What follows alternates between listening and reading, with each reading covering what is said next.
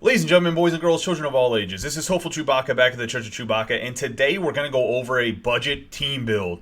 What I'm using is NHLHUTbuilder.com. We're going to go over this team real quick. It's going to give you the player synergies of Howitzer, Speedster, and Workhorse. I think it's a relatively decent team that can be competitive, especially at lower divisions. Maybe if you're like a D1, D2 guy, you probably shouldn't be playing with a budget team anyway. You could probably get away playing with this team if you're relatively skilled up into Division 4 and possibly Division 3 and still be relatively competitive. You're going to be outskated a little bit, but I think these guys together can cause a little bit of havoc. It's guys with some better shots, some guys with some good speed, and it gets you the three best player synergies in my personal opinion. I'm going to do these team builds maybe once or twice a week. I'm also thinking if people want to give me their teams and tell them how to improve their teams, I'll do a video about it and post it on the YouTube channel, and then maybe everybody can comment. We can go over that person's team if people want to do stuff like that.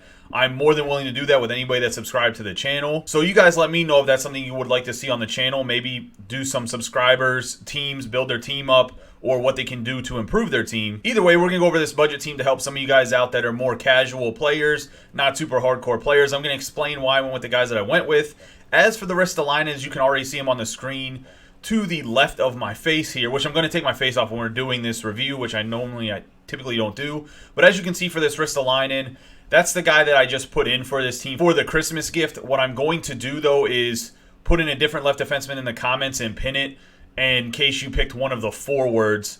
That way you guys still can keep the synergies the way they need to be for this budget team. Now that I've kind of got an overview about what I'm going to be doing with these team builds from here on out, let's get into this video and this team build. Something real quick too that I forgot to mention, I'm going to post the link in the comments as well with that extra card. That way you guys can pop up this team anytime you guys want without the video. Let's look at the first line right here. So I got Steven Stamkos, who has Howitzer for 1 point. I have the 86 overall Sean Couturier, who has Howitzer for 1 point. And then on the right wing, I have Evgeny Malkin. The reason I went with the Sean Couturier, and you should be able to build him relatively with a budget team, especially if you're playing squad battles and stuff like that, because it should only be a few goal collectibles before you have to really worry about those jerseys and whatnot. And you should be able to do that for free, to be honest with you. And the reason I went with this Sean Couturier is because his faceoffs are 88. That's pretty big for a budget player at center, as well as he has some other big things like his speed, the agility, his shot powers whenever you get Howitzer activated. Pretty good 86 overall card, to be honest. Moving on to the second line here, we have David Pastrnak, Claude Giroux, and Eric Daze. Daze is going to be about 15,000 coins. He might be a little bit more expensive on Xbox than he is on PlayStation, but this is another guy. I think he was a big-time sleeper pick early on out of the Bold series if you're looking for him. With Speedster, this guy only has 86 speed, but looking at his shot, he puts him at 95 wrist shot power, 91 wrist shot accuracy. He's also 6'6", a big body, and his stick checking is 87 with 87 defensive awareness. So I really like him at the right wing, kind of a sleeper pick. He's not going to be the fastest skating, but he can definitely cause havoc at his 6'6" frame, as you guys can see here. Just a really big body left-handed shooter. And he's part of, like I said, the Bold series. Pastrnak is self-explanatory. Great offensive card, has Howitzer. He's going to give you some good skating, some good shooting. His defense and checking isn't the best in his base card, but overall, this is going to be an offensive dynamo on the second line for your left wing, right-handed shooting. Claude Giroux, I love Claude Giroux in these games. I don't like him in real life because he's a flyer, but 85 faceoffs for a budget card. Another reason why I got him slotting in at center number 2. Then for the third line, I have Tyler Seguin, Matt Duchene, and Jonathan Huberdeau. Now, the Duchene can be interchangeable at center with somebody else that would have Workhorse, but this Duchene has Workhorse, and he's an ultimate speedster here with 91 speed, 93 acceleration, 91 agility. I think that's huge. His faceoffs are also 85. And like I said, for your centers, you want to have guys that win faceoffs. Huberdeau is surprisingly underrated, especially when you have Speedster activated with the 89 speed and 89 wrist shot power and 88 wrist shot accuracy. Some of his other skating attributes are not great, but he's one of those guys that I just think he gets the job done. Pretty good overall stats for an 85. That's going to cost you less than 5,000 coins right now on the market. Tyler Seguin, same thing. He gets Howitzer activated. He just becomes a monster. Plays way above that 85 overall. His checking category is not too great, though, but you can see the skating and the shooting are great when you get Howitzer activated. So the fourth line, what I did here is I got two Penguins, well, a former Penguin and Phil Kessel. This Phil Kessel card is nasty. You can have speed, so you're getting him for under 4,000 coins. 91 speed with 87 acceleration, 91 wrist shot power, 89 wrist shot accuracy. And then the rest of this stuff isn't amazing. His hands are actually really good for passing and whatnot, but his defense and checking is not so great. But Phil Kessel's always one of those guys. If you need to play him on one of the bottom lines, he always seems to be elite for me. He scores a lot of goals. Then Ryan O'Reilly. This is a card right here. I'm not sure what the price will be by the time this video comes out, because I did make this team maybe 3 or 4 days, 5 days before the video. But he is reasonably inexpensive, and it's his Team of the Week card, and he has 93 overall faceoffs. The reason I put him on this team is because none of the other guys have over 90 faceoffs.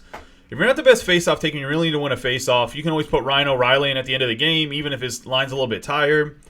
And he can kill penalties for you. It's really big to win faceoffs on penalty kills, and I think that Ryan O'Reilly does this. And because he has Magician and his skating's not that great, the card's not super expensive, he's not going to be anybody that's useful for any of the synergies, but he's a guy that can get really good faceoffs. I will give you some other really good faceoff options other than Ryan O'Reilly too, only because he doesn't fit into the synergies at all. And honestly, it doesn't need to be Ryan O'Reilly, but you're going to need a fourth line center that can win you draws. So I'll try to find another budget guy that is great for faceoffs. I just put this Ryan O'Reilly in here because he was pretty inexpensive. Last, you got Jake Gensel on the fourth right wing here. And he has Speedster as well, which puts him at 89 speed, and he has 89 wrist shot power, 87 wrist shot accuracy. He has pretty decent slap shot power.